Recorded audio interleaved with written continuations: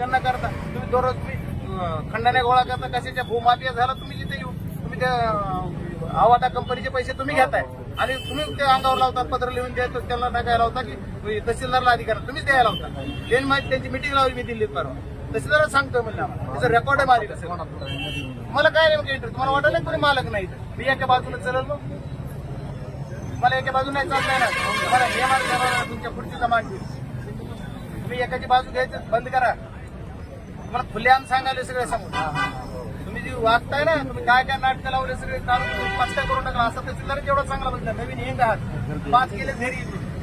मला वाटायला मी घरी बसलो मग झालं का सगळं कुठलं काय मला द्यायचं असलं द्या, लिहून नाही द्यायचं बसत काय होतं बघतात सगळे. तुम्ही जिम्मेदार तुम्हाला मग त्याच्यावरच चाललं होतं ना, त्यांचं काय